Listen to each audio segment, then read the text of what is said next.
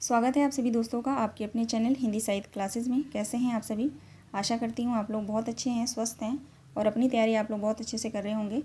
चलिए आ जाइए आप सभी क्लास में। आज की क्लास में जो है यूनिट 5 हिंदी कविता से जो है MCQ हम सॉल्व करेंगे। मोस्ट इंपॉर्टेंट प्रश्न है। आप सभी को पता है यूनिट 5 हिंदी कविता से जो कुछ ऐसी कविताएँ हैं जहाँ से जो 100% प्रश्न आता ही आता है। अगर आपने प्रीवियस ईयर पेपर सॉल्व किया है तो आप सभी को पता है कि कुछ क्वेश्चन जो है रिपीट भी हुए हैं। ठीक है, तो उन्हीं सब को ध्यान में रख के जो है मैंने इन सभी प्रश्नों को बनाया है। तो आप जो है लास्ट टाइम पे इस प्रश्नों को आप लोग सॉल्व कर लीजिए, रिवीजन कर लीजिए अच्छे से। ठीक है, पेपर आपका जो है बहुत नज़दीक है। मंडे को है ना, पेपर 11 तारीख को। चलिए क्लास स्टार्ट करते हैं। आप सभी का एक बार फिर से बहुत बहुत स्वागत है। देखते हैं आज का पहला प्रश्न। पहला प्रश्न है, जायसी ग्रंथावली की सबसे बड़ी विशेषता क्या है? ठीक है, जायसी ग्रंथावली की सबसे बड़ी विशेषता पूछी जा रही है। आप ध्यान रखेंगे जायसी ग्रंथावली के संपादक जो हैं आचार्य रामचंद्र शुक्ल हैं। यहाँ पे मैंने मेंशन कर दिया है आप लोगों की जानकारी के लिए। ठीक है, पहला ऑप्शन देखेंगे, जायसी ने नागमती के विरह का वर्णन किया है। बी ऑप्शन है, जायसी ग्रंथावली का 30वां खंड नागमती वियोग खंड है। सी ऑप्शन है, इसमें नागमती को रानी के रूप में नहीं एक साधारण विरहदग्ध रानी के रूप में वर्णित किया गया है। डी ऑप्शन है, नागमती मध्यकाल की एक हिंदू नारी है जिसके जीवन की सारी सार्थकता उसके पति में केंद्रित है। ये जो है जायसी ग्रंथावली की सभी जो है विशेषताएं। ठीक है, लेकिन यहाँ पे आपसे पूछा जा रहा है कि सबसे बड़ी विशेषता इनमें से कौन सी है, ये आपसे पूछा जा रहा है, तो आपको ये बताना है। चलिए कमेंट करिए आप लोग जल्दी। राइट आंसर क्या होगा कमेंट के माध्यम से मुझे आप लोग ज़रूर बताएंगे। क्वेश्चन नंबर 1 का राइट आंसर होगा ऑप्शन सी, इसमें नागमती को रानी के रूप में नहीं एक साधारण विरहदग्ध नारी के रूप में जो है वर्णित किया गया है। ठीक है, तो राइट आंसर ऑप्शन सी हो जाएगा। बाकी सभी विशेषता बिल्कुल सही हैं, लेकिन महत्वपूर्ण विशेषता या सबसे बड़ी विशेषता पूछा जा रहा है तो उसके हिसाब से जो है राइट आंसर ऑप्शन सी हो जाएगा। ठीक है, एक एक पॉइंट को आप लोग ध्यान से पढ़ लीजिएगा। अगला प्रश्न है, नागमती का विरह वर्णन हिंदी साहित्य में एक अद्वितीय वस्तु है। उपयुक्त कथन किस आलोचक का है? रामचंद्र शुक्ल का, रामस्वरूप चतुर्वेदी, बच्चन सिंह या डॉक्टर नगेंद्र? कथन को भी ध्यान से पढ़ेंगे आप लोग। नागमती का विरह वर्णन हिंदी साहित्य में एक अद्वितीय वस्तु है, यह कथन किसका है? तो आचार्य रामचंद्र शुक्ल का कथन है ये। ठीक है, आगे बढ़ेंगे। नेक्स्ट क्वेश्चन है, लेईगा, यहाँ पे लेईगा होगा। ठीक है, ई रहेगा यहाँ पे। लेईगा कृष्ण वरुण अपोली, कठिन विचोह जय किमि गोपी। उपयुक्त पंक्ति में आया शब्द अपोली का अर्थ क्या है? गायब होना, सामने होना, प्रकाश या नक्षत्र? राइट आंसर क्या होगा?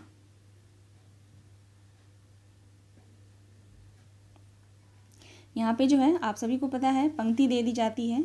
ठीक है, और उस पंक्ति में जो एक कठिन शब्द होता है उसका अर्थ पूछा जाता है। यहाँ से 100% आप जो है प्रश्न आप ले लीजिए, प्रश्न आएगा ही आएगा। तो कुछ प्रश्नों को मैंने यहाँ पे लिया है, तो आप लोग जो है, और ख़ास करके जायसी ग्रंथावली, नागमती वियोग खंड, इन सब से जो है ऐसे ही प्रश्न ज़्यादा आते हैं। ठीक है, तो अपोली का अर्थ यहाँ पे क्या हो जाएगा आप लोग बताएंगे? गायब हो जाएगा। ठीक है, गायब। राइट आंसर ऑप्शन ए हो जाएगा। प्रकाश का आप लोग जानते रहिएगा, परसाग। ठीक है, परसाग में प्रकाश होता है। और नक्षत्र का अगर पूछे, हस्ती। ठीक है, हस्ती का अर्थ हो जाएगा नक्षत्र। ठीक है, तो ये कठिन शब्द हैं, देकर पूछा जा सकता है अर्थ। सॉरी, तो आप लोग ध्यान रखेंगे। ठीक है, चलेंगे। राइट आंसर बताया ना मैंने, ऑप्शन ए। ठीक है, चलिए आगे देखते हैं। प्रश्न नंबर 4, अबहु निठुर आवो एहि बारा, परव देवारी होई संसारा। प्रस्तुत पंक्ति नागमती वियोग खंड से है। ठीक है, पंक्ति में आया शब्द देवारी में कौन सी भाषा है? ठीक है, ठेठ, अवधी, बघेली, ब्रज, राजस्थानी? राइट आंसर क्या होगा? बहुत ही मेहनत से मैंने इन प्रश्नों को बनाया है। कल से मैं इन प्रश्नों को बना रही हूँ ढूंढ के, ऐसे प्रश्न जहाँ से जो है पिछले अभी 2023 का जो पेपर हुआ है मार्च में, देख लीजिए जून में, है ना, इन दोनों पेपर को देखकर जो है मैंने इन प्रश्नों को बनाया है। ठीक है, ऐसे नहीं कि कहीं से भी बना दिया, उसको उन प्रश्नों को सॉल्व करने का कोई मतलब नहीं है। ठीक है, तो आप लोग जो है इन क्वेश्चन को ध्यान से आप लोग सॉल्व कर लीजिएगा, और जो नहीं पता है उसको लिख लीजिएगा, याद रखिएगा, ठीक है। याद रखना जो है बहुत ज़रूरी है, ठीक है। यहाँ पे जो है देवारी में कौन सी भाषा पूछा जा रहा है, ठेठ अवधि, ध्यान रखेंगे, ठेठ अवधि। और ये जो अबहु निठुरी आवहु यही बारा परब देवारी होई संसारा, यह जो पंक्ति है ये नागमती वियोग खंड से है, ये भी आप लोग ध्यान रखेंगे। ओके, चलिए 5वें प्रश्न पे चलते हैं। भ्रमर गीत सार के संबंध में असंगत बताइए। भ्रमर गीत सार के संबंध में असंगत बताइए। ऑप्शन ए देखते हैं, सूरसागर के 10वें स्कंद में भ्रमर गीत की रचना है। बी ऑप्शन है, भ्रमर गीत सार के संपादक रामचंद्र शुक्ल हैं। सी ऑप्शन है, इस पुस्तक में कुल 5,000 पद हैं। डी ऑप्शन है, पुस्तक का वक्तव्य और आलोचना रामचंद्र शुक्ल और आमुख जो है विश्वनाथ प्रसाद मिश्र ने लिखा है। इनमें से जो असंगत क्या है ये आपको बताना है।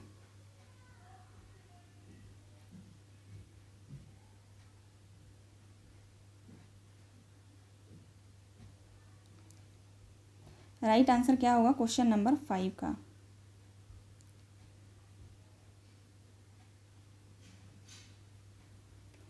राइट आंसर हो जाएगा ऑप्शन सी, ठीक है। इसमें जो है 5,000 कुल 5,000 पद नहीं है, 4,000 हैं, ठीक है।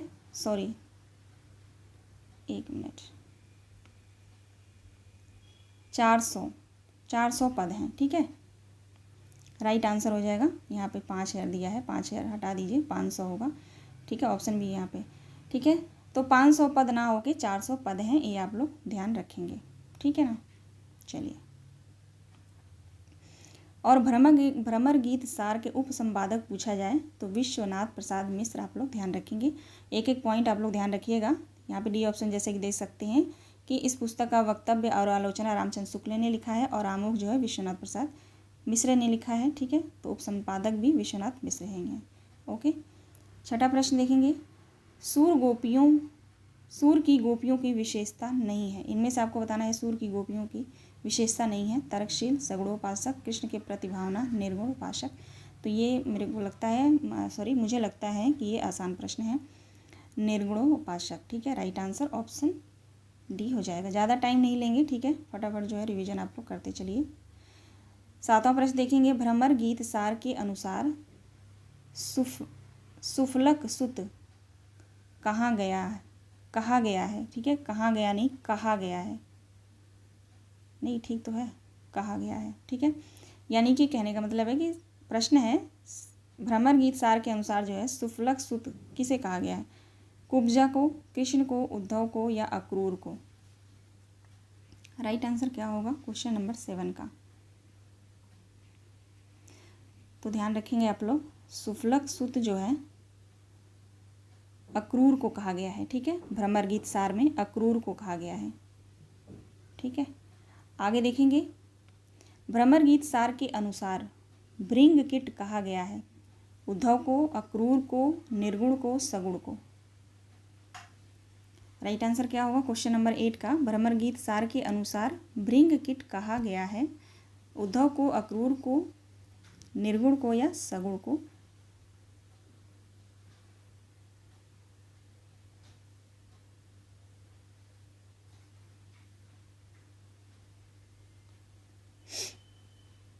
राइट आंसर यहाँ पे राइट आंसर हो जाएगा उद्धव को, ठीक है। राइट आंसर उद्धव को है। थोड़ा सा मुझे कन्फ्यूजन हो रहा है यहाँ पे, उद्धव ही राइट आंसर है। एक बार थोड़ा आप लोग भी अगर आपको पता है तो आप मुझे कमेंट करिएगा कि मैम सही है कि नहीं। थोड़ा सा मुझे 1% जो है यहाँ पे कन्फ्यूजन हो रहा है, ठीक है, क्योंकि मैं यहाँ पे लेके नहीं बैठी हूँ, ठीक है। चलिए देखते हैं 9वां प्रश्न, नागार्जुन की कविता कालिदास में किस ग्रंथ का उल्लेख नहीं है? रघुवंशम, मेघदूत, कुमार संभव, अभिज्ञान शाकुंतलम। नागार्जुन की कविता कालिदास में किस ग्रंथ का उल्लेख नहीं है? तो आप सभी को पता है, अभिज्ञान शाकुंतलम का नहीं है, बाकी तीनों का है, ठीक है। तीनों का ध्यान रखेंगे। और किस ग्रंथ में जो है क्या क्या कहा गया है, क्या वर्णन है, ये आप लोग पढ़ लीजिएगा, ठीक है। कालिदास कविता आप लोग ज़रूर पढ़ लेंगे। आशा करती हूँ आप लोग पढ़ भी लिए होंगे, है ना।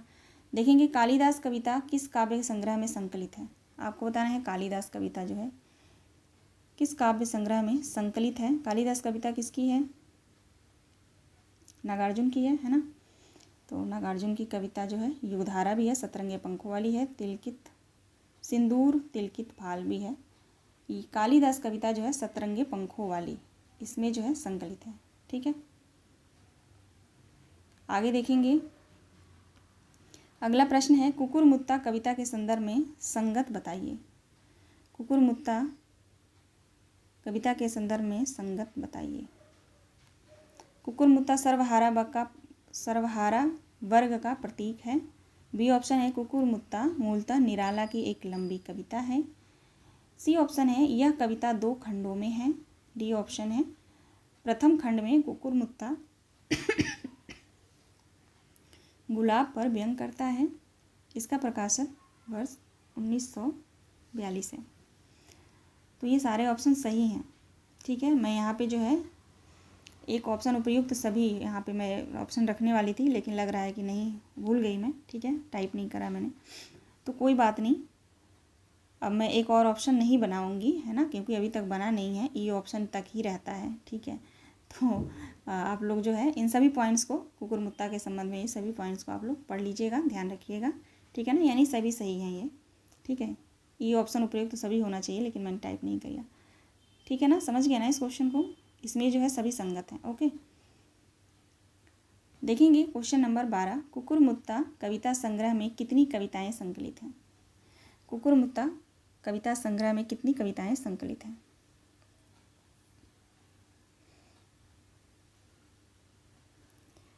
सही जवाब होगा 7 कविताएं संकलित हैं, ये आप लोग ध्यान रखेंगे। अगला प्रश्न देखेंगे कामायनी के संदर्भ में असंगत बताइए। कामायनी के संदर्भ में जो है आपको असंगत बताना है। चलिए देखते हैं। मनु मन का प्रतीक है, इड़ा बुद्धि की, श्रद्धा हृदय, प्रमुख छंद तोटक छंद है। कामायनी में जो है प्रमुख छंद तोटक छंद है। ठीक है, इनमें असंगत कौन सा है? तो आप सभी को पता है मनु जो है मन का प्रतीक है, बिल्कुल सही है। इड़ा बुद्धि की प्रतीक है, ये भी सही है। श्रद्धा जो है हृदय की प्रतीक है, ये भी सही है। प्रमुख छंद है जो है तोटक छंद नहीं है, ताटंग छंद है। ठीक है, ताटंग छंद है, तो आप लोग ध्यान रखिएगा। ठीक है,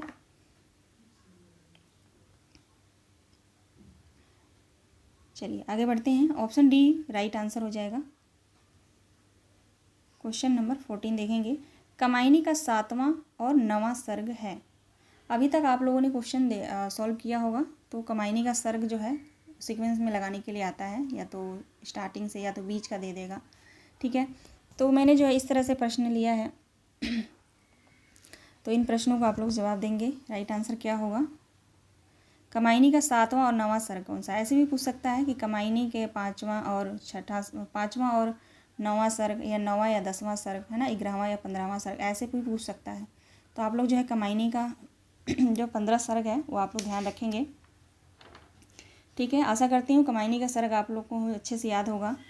फिर भी मैं बताती हूँ, एक बार आप लोग रिवीजन कर लेंगे। 3-3 का पेयर करके आप उसको याद करिए। जैसे कि चिंता आशा श्रद्धा, काम वासना लज्जा, कर्म ईर्ष्या इड़ा, स्वप्न संघर्ष निर्वेद, दर्शन रहस्य आनंद। ठीक है, मैंने तो इसको ऐसे ही याद किया है, और मैंने एक ट्रिक से भी याद किया है, जिससे मैं 9 तो 100% मुझे 9 तो याद ही रहता है स्टार्टिंग का। यानी चिंता, जब मुझे चिंता होती है, चिंता के बाद जो है मुझे एक आशा दिखता है, फिर जो है आशा, जब आशा मेरे अंदर आ जाता है तो मेरे अंदर जो है श्रद्धा जगता है। ठीक है, श्रद्धा के बाद जो है काम के वासना से जो है मुझे लज्जा आती है। ठीक है, फिर मैं जो है अच्छा जो है कर्म करना चाहती हूँ, मेरे कर्म से लोग ईर्ष्या करते हैं, फिर ईड़ा करते हैं।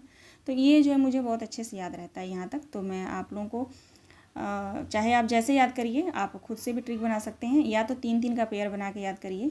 ठीक है, चिंता आशा श्रद्धा, काम वासना लज्जा, कर्म ईर्ष्या इड़ा, स्वप्न संघर्ष निर्वेद, दर्शन रहस्य आनंद। ओके, तो यहाँ पे देख सकते हैं 7वां जो है राइट आंसर यहाँ पे क्या हो जाएगा?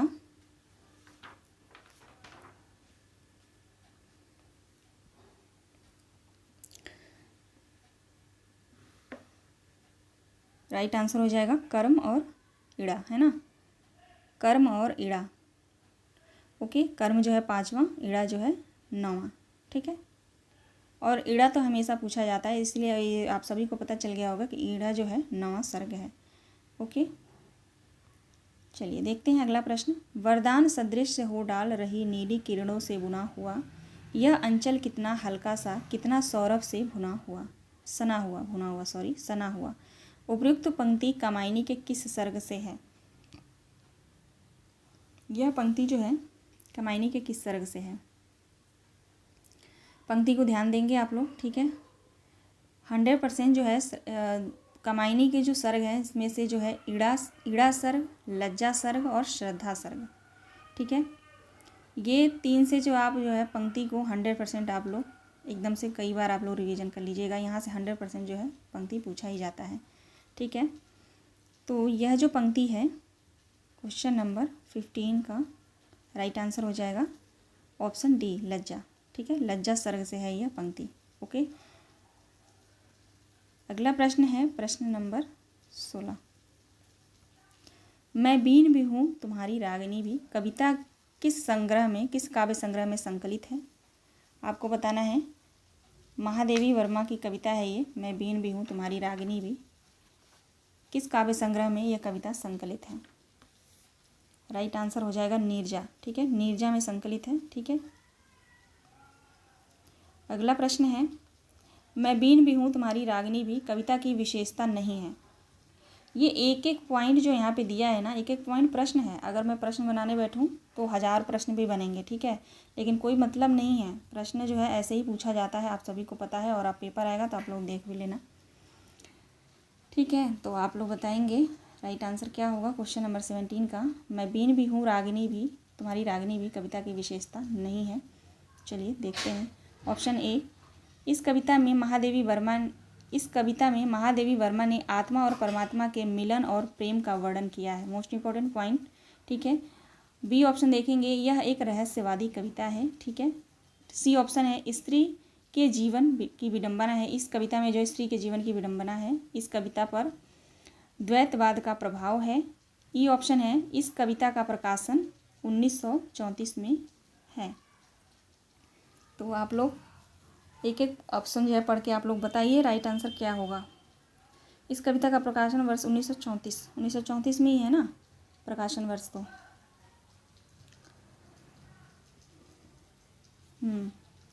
ठीक है, तो देखेंगे ऑप्शन ए बिल्कुल सही है। ठीक है, यह एक रहस्यवादी कविता है, ये भी सही है। इसमें जो है स्त्री के जीवन की विडंबना है, ये भी सही है। इस कविता पर द्वैतवाद का प्रभाव है, द्वैतवाद का नहीं अद्वैतवाद का है। ठीक है, आप लोग ध्यान रखिएगा, अद्वैतवाद का है, अद्वैतवाद का प्रभाव है इस कविता पे, ना कि द्वैतवाद का। तो इसलिए जो डी ऑप्शन हमारा जो है राइट आंसर हो जाएगा। ठीक है ना, डी ऑप्शन राइट आंसर होगा, बाकी जो है सही हैं सारे। ठीक है, यह जो है विशेषता नहीं है। अगला प्रश्न है, इस प्रलय में मेरा पद चिन्ह जीवन में शाप है जो बन गया वरदान बंधन में। उपयुक्त पंक्ति किसकी है? महादेवी वर्मा, निराला, पंत, जयशंकर प्रसाद। इस प्रलय में मेरा पद चिन्ह जीवन में शाप है जो बन गया वरदान बंधन में। उपयुक्त पंक्ति किस लेखक की है?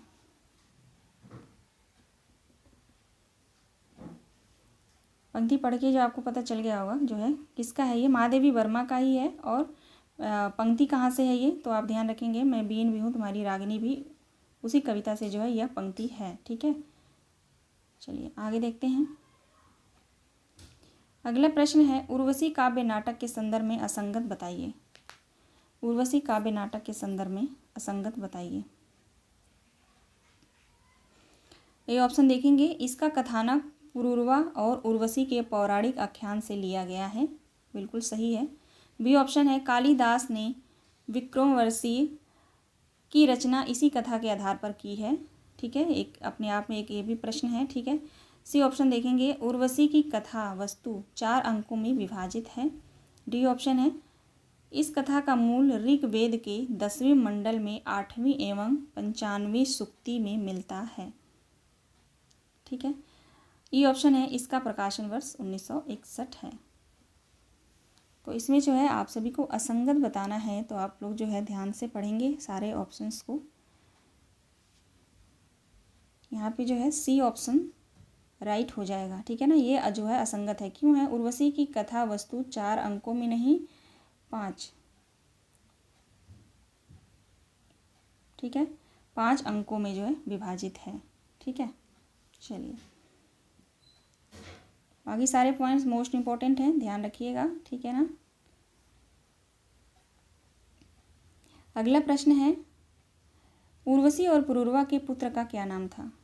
आयु, प्रद्युम्न, प्रताप, चिरंजीव। तो उर्वशी और पुरूरवा के पुत्र का क्या नाम था? आप सभी को पता है, आयु नाम था, आयु, है ना। आगे देखेंगे, अगला प्रश्न है, उर्वशी के तृतीय अंक में किसका संवाद है? उर्वशी के तृतीय अंक में किसका संवाद है? 5 अंक है उर्वशी में टोटल, है ना। तो आपसे यहाँ से पूछा जा रहा है कि तृतीय अंक में जो है किसका संवाद है? उर्वशी और सुकन्या का, उर्वशी और पुरूरवा का, सुकन्या और अपाला का, रंभा और मेनका का।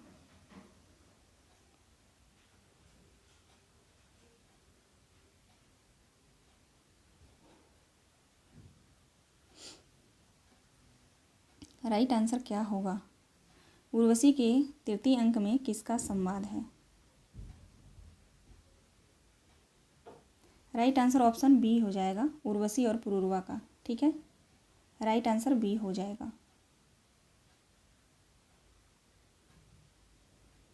अगला प्रश्न है, उर्वशी के संदर्भ में सुमेलित कीजिए।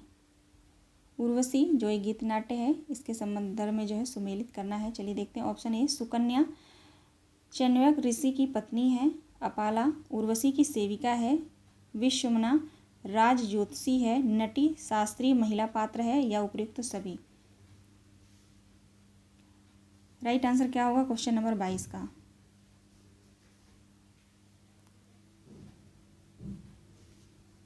राइट आंसर हो जाएगा उपयुक्त सभी, ठीक है। उपयुक्त सभी जो है राइट आंसर होगा। अगला प्रश्न है, रश्मि रथी में कितने सर्ग हैं? आपको बताना है रश्मि रथी में कितने सर्ग हैं। रश्मि रथी में जो है टोटल 7 सर्ग हैं, है ना, 7 सर्ग हैं। राइट आंसर ऑप्शन ए होगा। अगला प्रश्न है, रश्मि रथी की काव्यगत विशेषताएं हैं। ऑप्शन ए है, दिनकर ने इस खंड काव्य के द्वारा वीर और दानी कर्ण के नायकत्व स्थापित किया है। बी ऑप्शन है, इस काव्य का मुख्य कथानक कर्ण समाज के उन व्यक्तियों का प्रतीक है। इसमें जो है वीर रस की प्रधानता है। डी ऑप्शन है, इस काव्य में रश्मि रथी नाम जो है कर्ण है, रश्मि रथी जो नाम है वो कर्ण का है, या उपयुक्त सभी। रश्मि रथी के संदर्भ में जो है यहाँ पे विशेषताएं आपको बतानी हैं, तो उपयुक्त सभी राइट आंसर हो जाएगा, ठीक है। उपयुक्त सभी राइट आंसर है। उपयुक्त सभी मैंने जानबूझ के लिया है ताकि आपको जो है एक जगह इकट्ठा जो है रश्मि रथी के बारे में आपको पता चल जाए, है ना। आगे देखेंगे, अगला प्रश्न है, रश्मि रथी के किस सर्ग में परशुराम कर्ण को श्राप देते हैं? राइट आंसर क्या होगा? रश्मि रथी के किस सर्ग में परशुराम जो है कर्ण को श्राप देते हैं?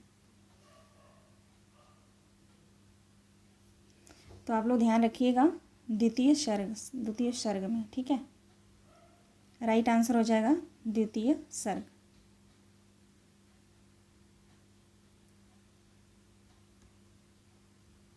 आगे बढ़ेंगे, अगला प्रश्न है, नरता का आदर्श तपस्या के भीतर पलता है, देता वही प्रकाश, आग में जो अभीत जलता है।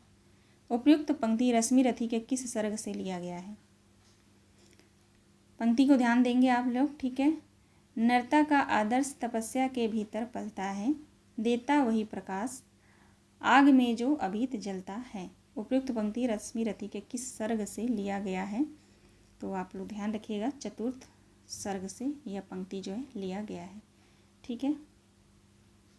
आगे देखेंगे, अगला प्रश्न है, किस कविता में एक रिक्शा चालक के जीवन का अंकन किया गया है? खुरदरे पैर, अकाल और उसके बाद, मनुष्य हूँ, कालिदास। आपको बताना है किस कविता में रिक्शा चालक के जीवन का अंकन किया गया है। राइट आंसर क्या होगा?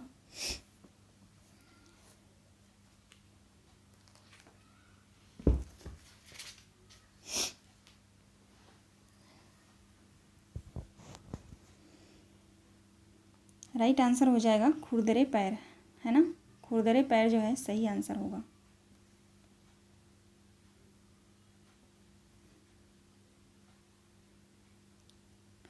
आगे बढ़ते हैं।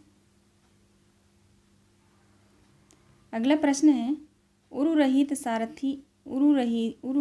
सारथी है जिसका एकमात्र पहिया है, उसमें 7 घोड़ों का वह रथ नहीं चाहिए, मुझको नियत दिशा का वह पथ नहीं चाहिए। उपयुक्त पंक्ति किस कविता से उद्धृत है या किस कविता से लिया गया है?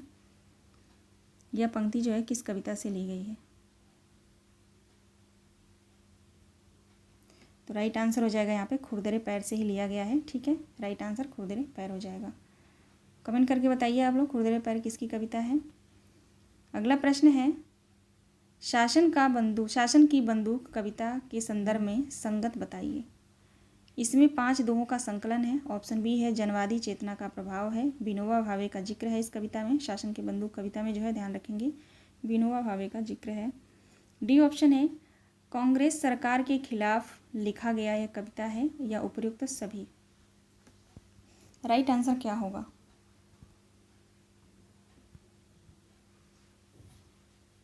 शासन की बंदूक कविता के संदर्भ में जो है आपको संगत बताना है।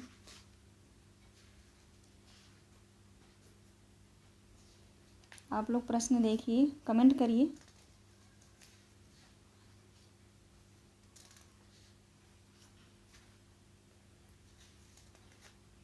मुझे आप लोगों को कुछ बताना था, वही मैं ढूंढ रही हूँ, मिल नहीं रहा,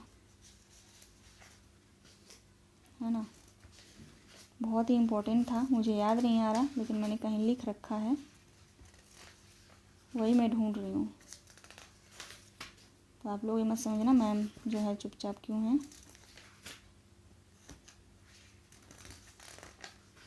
अगर आज नहीं मिला तो मैं कल बताऊंगी। वो एक जगह इकट्ठा मैंने लिख रखा है कविता के बारे में, बहुत ही महत्वपूर्ण है जानकारी वो।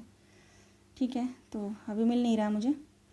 तो राइट आंसर बताएंगे क्वेश्चन नंबर 29 का। राइट आंसर हो जाएगा उपयुक्त सभी। ठीक है ना, उपयुक्त सभी राइट आंसर होगा। शासन की बंदूक कविता के संदर्भ में जो है संगत सभी हैं।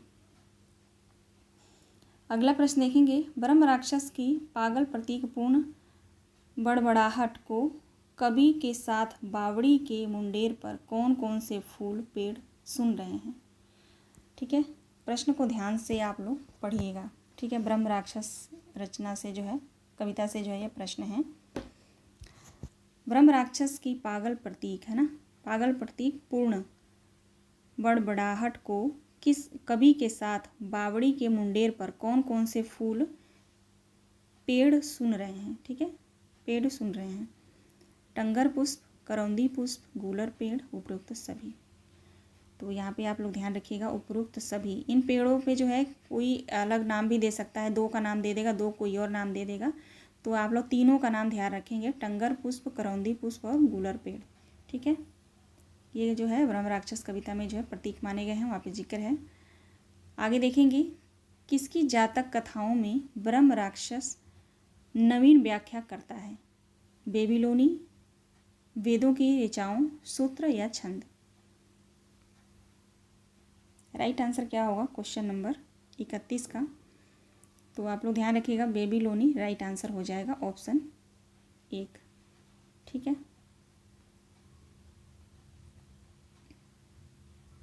अगला प्रश्न है, किसकी ऋचाओं की ब्रह्म राक्षस नवीन व्याख्या करते हैं।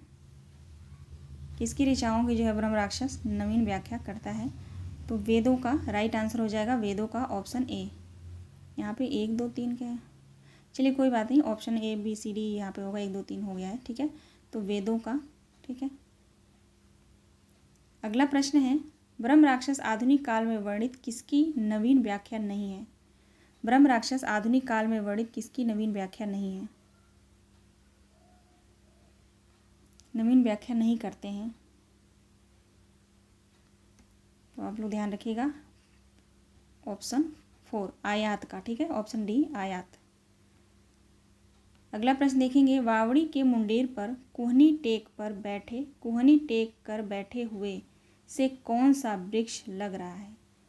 बावड़ी के मुंडेर पर जो है जो पेड़ों का जो वहाँ पे जिक्र हुआ है वहीं से पूछा जा रहा है कि बावड़ी के मुंडेर पर जो है कुहनी टेक कर बैठे हुए से कौन सा वृक्ष जो है इनमें से लग रहा है, टंगर, गूलर, कनेर या कौदुम्बर।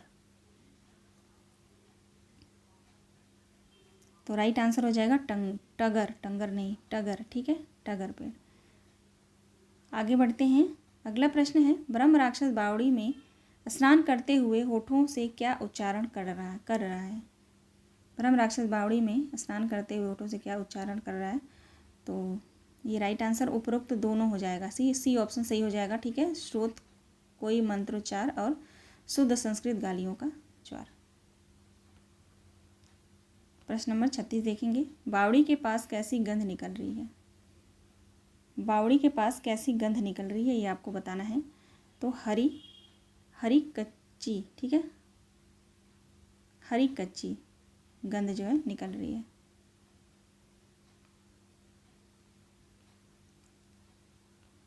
अगला प्रश्न है, बावड़ी के पास किसका पेड़ मौन है। गूलर का, कनेर का, करौंदे का या उपयुक्त सभी। बावड़ी के पास जो है किसका पेड़ मौन है, तो गूलर का रहता है ना, गूलर का पेड़ जो है मौन रहता है, ठीक है, गूलर राइट आंसर होगा। अगला प्रश्न है, बावड़ी के पास तारा के समान सघन पुष्प किसे कहा गया है। बावड़ी के पास तारा के समान जो है सघन पुष्प किसे कहा गया है, तो टगर को कहा गया है। राइट आंसर ऑप्शन ए हो जाएगा, टगर। अगला प्रश्न है, कन्हेर का लाल फूल किसका प्रतीक है। कन्हेर का लाल फूल किसका प्रतीक है, तो खतरा का प्रतीक है। आगे देखेंगे अगला प्रश्न, ब्रह्म राक्षस अति बौद्धिक व श्रेष्ठ होकर भी क्यों असफल हो गया। ज्ञान का अभाव के कारण, अनुभव या अभाव, व्यवहारिकता का अभाव या नैतिकता का अभाव। ब्रह्म राक्षस अति बौद्धिक व श्रेष्ठ होकर भी क्यों असफल हो गया, तो व्यवहारिकता का अभाव के कारण, ठीक है।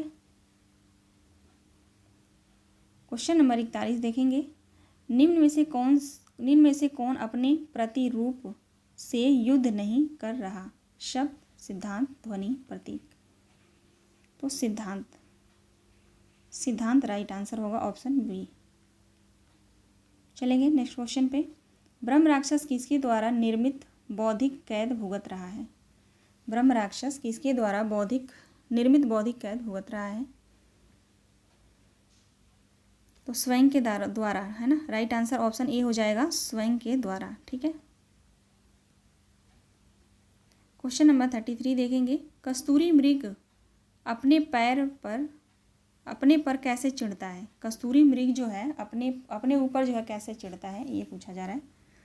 तो राइट आंसर क्या होगा बताएंगे आप लोग। वह जो है खुशबू को ढूंढता है, ठीक है, वह जो है खुशबू को ढूंढता है, ये ऑप्शन है, काट दीजिए यहाँ से, ठीक है। उसका डिटेल है, उसे अपनी नाभि से जो वो जो कस्तूरी मृग रहता है उसके नाभि से जो है खुशबू आती रहती है, वो उसी खुशबू को जो है ढूंढता है वो, कि कहाँ से खुशबू आ रही है, और आ रहती है उसकी नाभि से, तो इसलिए वो चिड़ के जो है वो ढूंढता है। तो वही क्वेश्चन यहाँ से पूछा जा रहा है, ठीक है। तो ये डिटेल भी आ गया यहाँ पे, कोई बात नहीं। चलिए अगला प्रश्न है, कवि ने किन्नर और किन्नरियों की परिकल्पना क्यों कैसे की। कवि ने किन्नर और किन्नरियों की परिकल्पना क्यों और कैसे की। प्रश्न को पढ़िए आप लोग, ऑप्शन को सारे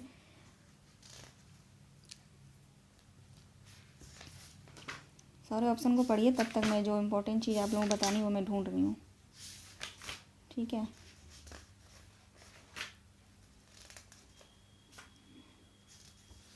कभी कभी ऐसा होता है ना, कुछ महत्वपूर्ण ढूंढो उस टाइम मिलता ही नहीं है।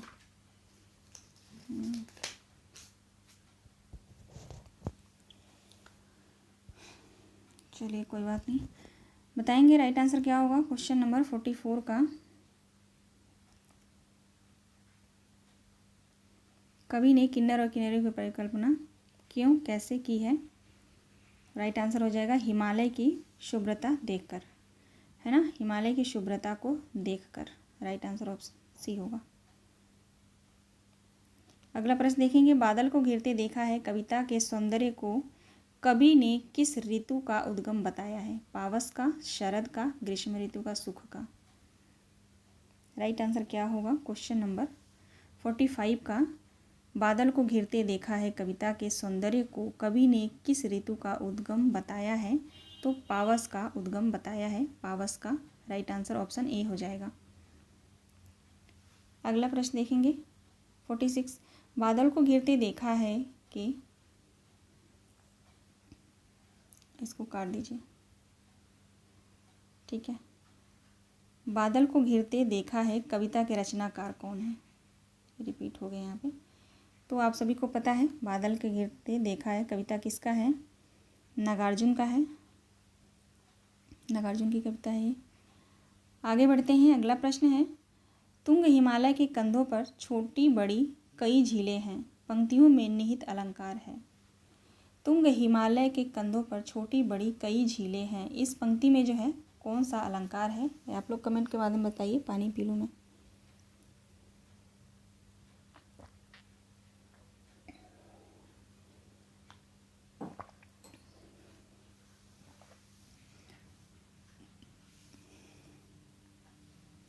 मानवीकरण, ठीक है, मानवीकरण अलंकार है यहाँ पे, ठीक है। तुंग हिमालय के कंधों पर छोटी बड़ी कई झीलें हैं, मानवीकरण अलंकार है, ठीक है।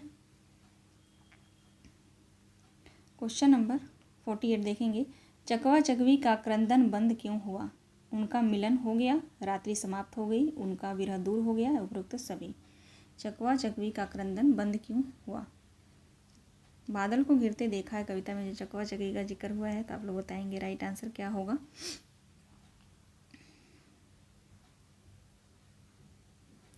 राइट आंसर हो जाएगा उपरोक्त सभी, ठीक है, उपरोक्त सभी राइट आंसर होगा। अगला प्रश्न है, सुमेलित वाले प्रश्न हैं, छोटा करना पड़ेगा इसको। चलिए, निम्नलिखित पंक्तियों को उनके कवियों के साथ सुमेलित कीजिए, ठीक है। पंक्तियों को देखते हैं। कितना अकेला हूँ मैं आज, कितना अकेला हूँ मैं इस समाज में, यह पंक्ति किसकी है? कितना अकेला हूँ इस समाज में, रघुवीर सहाय की पंक्ति है ये, ठीक है ना, रघुवीर सहाय की। पिस गया वो भीतरी और बाहरी दो कठिन पाटों के बीच, यह पंक्ति जो है मुक्तिबोध की है, मुक्तिबोध की पंक्ति है। सी ऑप्शन देखेंगे, वे पत्थर जोड़ रहे हैं तुम सपने जोड़ रहे हो, यह पंक्ति किसकी है? तो नागार्जुन की है। मैं ही वसंत का अग्रदूत हूँ, ये पंक्ति जो है निराला की है। तो यहाँ पे देख सकते हैं राइट आंसर हो जाएगा 4 4 1 3 5, है ना, 4 1 3 5। चलिए कूट में देख लेते हैं, 4 1 3 5, ऑप्शन ए 4 1 3 5 राइट आंसर होगा। क्वेश्चन नंबर 50 देखेंगे, निम्नलिखित लंबी कविताओं को उनके कवियों के साथ सुमेलित कीजिए। निम्नलिखित लंबी कविताओं को उनके कवियों के साथ सुमेलित कीजिए। ऐसे भी प्रश्न आते हैं, ठीक है ना, लंबी कविताओं को सभी जितने भी कवि हैं उनके लंबी कविताओं को आप लोग याद कर लीजिएगा प्रकाशन वर्ष के साथ, ठीक है।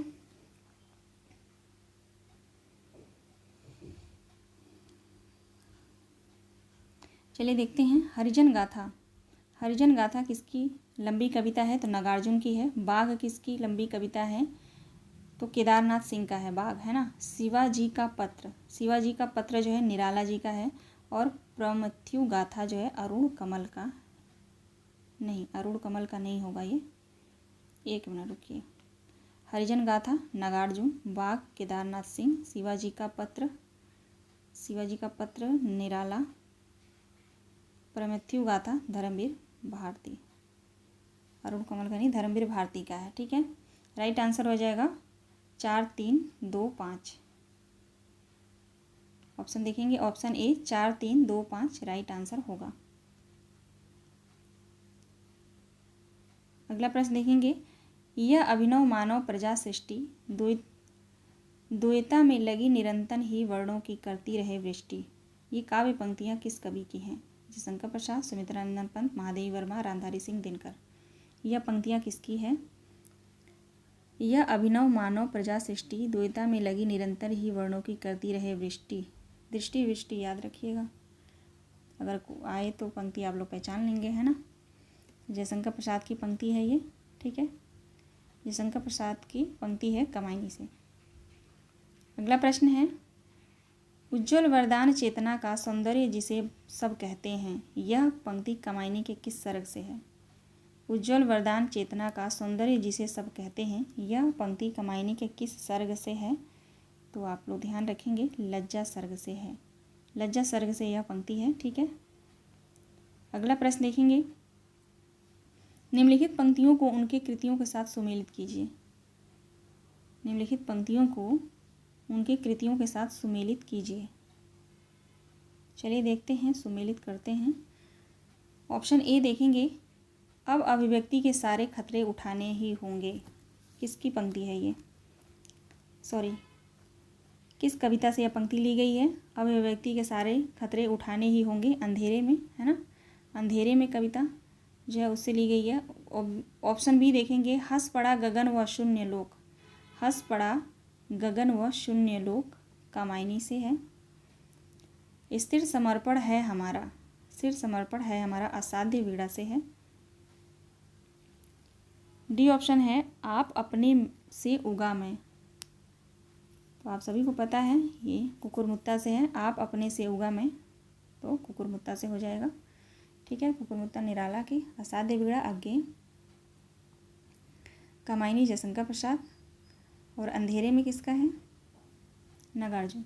ठीक है, तो राइट आंसर यहाँ पे देख लेंगे 2 1 5 2 1 5 3, है ना। 2 1 5 3 4 3, है ना। 2 1 1 मिनट 1 मिनट।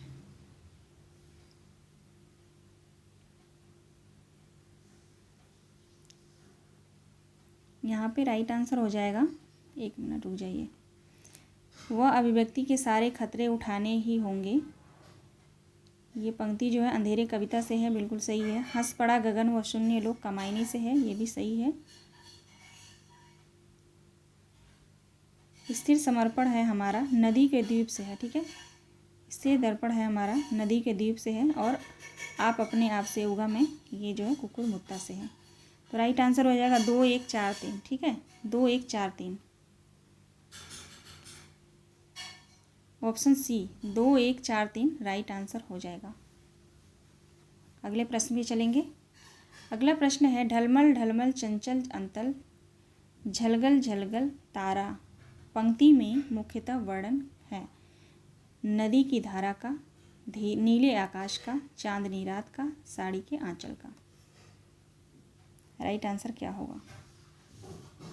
ढलमल ढलमल चंचल अंतल झलगल झलगल तारा पंक्ति में मुख्यतः वर्णन है नदी की धारा का। ठीक है, नदी की धारा राइट आंसर हो जाएगा यहाँ पे, ऑप्शन ए।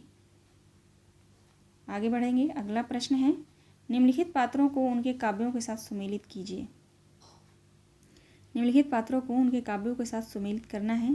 प्रियंवद जो है असाध्य वीणा का पात्र है। ठीक है, असाध्य वीणा जो कविता है, ओहो इसको काट दीजिए। कमला, कमला जो है प्रलय की छाया।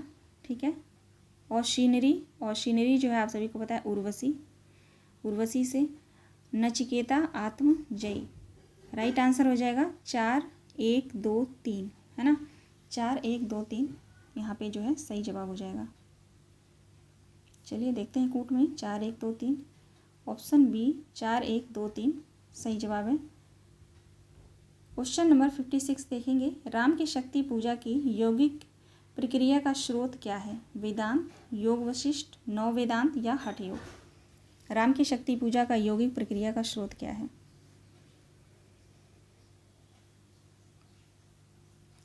राइट आंसर हो जाएगा नौ वेदांत। ठीक है, नौ वेदांत राइट आंसर हो जाएगा। वेदांत मत लगाइएगा, नौ वेदांत बिल्कुल सही है। अगला प्रश्न है, निम्नलिखित काव्य छंदों को उनके प्रयोक्ता कवियों के साथ जो है सुमेलित कीजिए। सानिट छंद के लिए कौन जाने जाते हैं? सानिट छंद के लिए त्रिलोचन जाने जाते हैं, आप सभी को पता है। हाइकू जो हो जाएगा अज्ञेय का हो जाएगा। और सवैया छंद के लिए कौन प्रचलित हैं? सवैया छंद के लिए कौन प्रचलित हैं? तो गया प्रसाद शुक्ल स्नेही है ना। और कवित्व के लिए तो आप सभी को पता है अयोध्या सिंह उपाध्याय हरिऔध। तो राइट आंसर हो जाएगा 2 1 3 4। 2 1 3 4 सही जवाब है। चलिए देखते हैं कूट में 2 1 3 4 कहाँ पे है। ऑप्शन डी, ठीक है, ऑप्शन डी राइट आंसर हो जाएगा 2 1 3 4। चलिए इतने ही प्रश्न थे 56। मुझे महत्वपूर्ण लगा ये सारे प्रश्नों जो है, मैंने कहा आप लोगों को रिवीजन करा दूं एक बार, है ना। तो कमेंट के माध्यम से मुझे आप लोग ज़रूर बताइएगा कि प्रश्न कैसे रहे, क्लास कैसी रही। प्रश्न पसंद आए हो, क्लास पसंद आई हो तो आप लोग जो है लाइक कर दीजिएगा। जिन्होंने सब्सक्राइब नहीं किया है वो सब्सक्राइब कर लेंगे, ठीक है। और अपना आप लोग ख्याल रखिएगा, पेपर एकदम बिल्कुल नज़दीक है, रिवीजन करते रहिएगा, स्वास्थ्य का आप लोग ध्यान रखेंगे। मिलते हैं नेक्स्ट वीडियो में। आप सभी दोस्तों का बहुत बहुत धन्यवाद। वीडियो को शेयर भी आप लोग कर दिया करिए, ठीक है।